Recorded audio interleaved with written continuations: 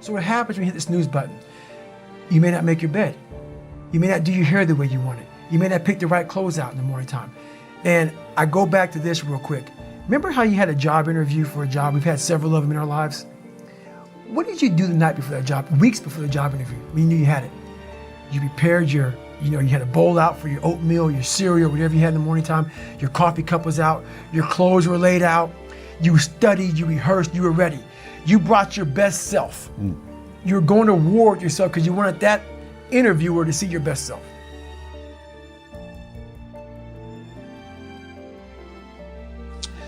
You won.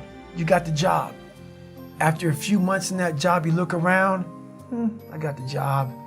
You start to back off. The clothes aren't out.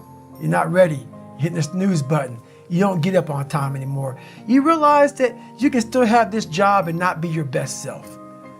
The interview you is gone. So winning the battle in the morning time is just that. It's that you wake up in the morning time and you own all this stuff, because once you leave your house, the world then gets at you. And that's why I believe in not getting up in the morning time and checking your phone immediately. Everybody does that. They get up, the first thing they do is grab their phone, look at the phone. Maybe bad news on there. So how's your day start off? I don't go to the gym. I don't make my bed. You're caught up now on that phone. That's how your day starts. You lost control. So once you win that battle in the morning time, then once you go out, now you've won.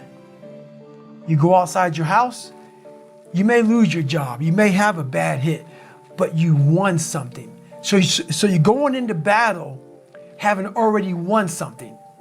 Having already won. So then if you hit the snooze button, you go out, you just defeated already. You're behind the power curve. Now you've won something. You feel better about yourself. So now you're able to take these hits along the way. Yeah. So that's the mindset that I think it's important to bring with you every day you go, everywhere you go in life. Win what you can.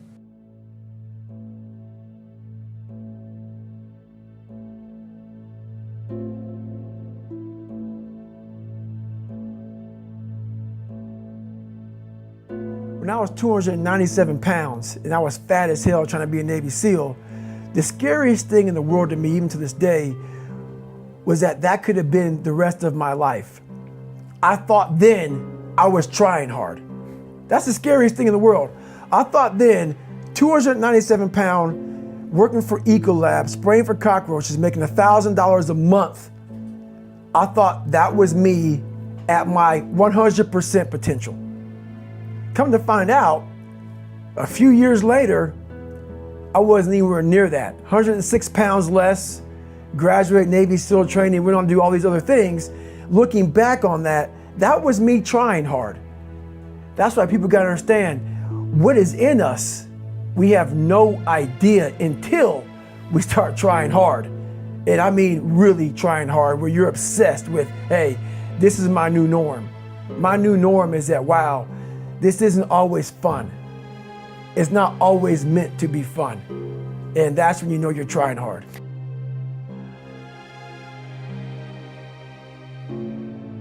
We all have two people. We all have two people. And I'm not saying you're crazy. We have the easy voice, which is that 20% telling yourself that I'm easy at 90% of my full potential, maybe 100% at that 20%. That's that voice that we all love. That's that very comfortable voice, that's that mommy holding you saying it's going to be okay. Doesn't care how good you are, just loves you. Just loves you no matter how messed up you are in life. That's where you want to be at. So that's that one voice. This other voice that we walk very far away from is a voice saying, hey man, you ain't doing shit. So we try to get this voice out of our head completely. And we live over here in this land. So what you have to do first is turn up this voice over here. The voice saying things to you that aren't nice. That it's in our head saying, you know what, man, dude, you're not doing shit.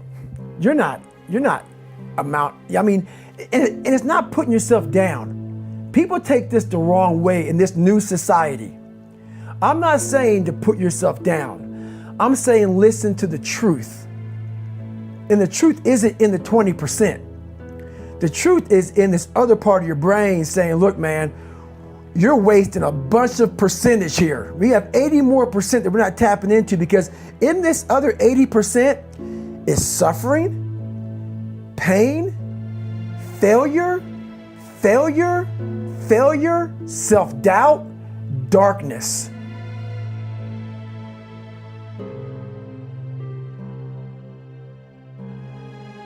And then a whole bunch of light. But to get to this light, you gotta go through all of this shit. So a lot of us know that. We know. We do know deep down. Yeah, I can get over here, but over here, man, this is much better, because I gotta go through this journey that is not fun. This from 20 to 100%, this shit in between is not fun. So we decide to live over here. So everybody goes, how do you do that? You know exactly how to do that.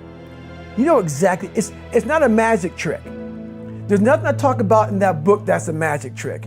It's all back down to a very primitive mindset.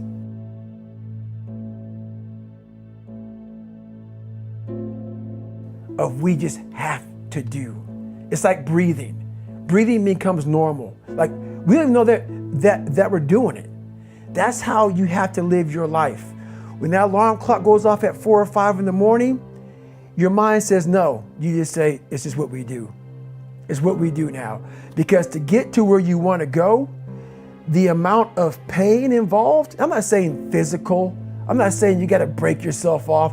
The amount of mental pain of how many times you're going to have to do something that you don't want to do to get to where you want to go is going to be, there's going to be more times you do something that you don't want to do than you are going to want to do it. And that's your new norm. That's your new norm. So then it's like breathing. And then once you do this over and over and over again, it becomes like breathing. I don't want to live this lifestyle, but to get to the other side of this, I have to. So if you really want it, you realize what trying is and what trying is not.